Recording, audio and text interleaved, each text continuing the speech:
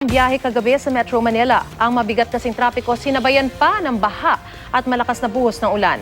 Narito po ang mainit na balita.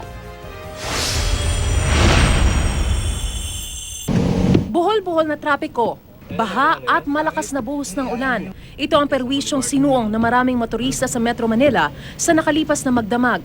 Sa Taft Avenue, P. Burgos at Lotan sa Maynila, lagpas gutter ang bahang nilusong ng mga commuter. Sa Espanya Boulevard, abot tuhod ang tubig kaya maraming sasakyan ang hindi nakausad. Ang taas po ng baha masyado kanina, pag pinilit daw po, titirik daw po yun. Naghihintay yung mga anak nila doon eh. Gutom na kami. Hassle. Traffic, baha pa. Pasok pa bukas eh, sayang naman. Naipit din sa trapiko ang mga sasakyang dumaraan ng EDSA mapa northbound o southbound. Umabot kasi sa 3 talampakan ang baha sa Mandaluyong.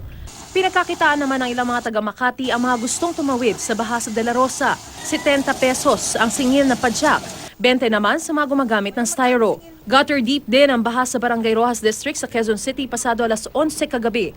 Mabigat din ang daloy ng trapiko sa Quezon Avenue patungong Espanya.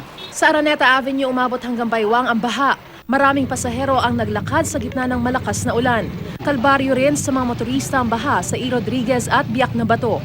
Sa East Avenue, tinangay na ng baha ang mga plastic barrier. Nalubog naman sa baha ang ilang sasakyan sa Mother Ignacia Avenue bandang alas 6 kagabi. Kabilang ay isang AUV na pinagtulungang itabi sa gilid ng kalsada.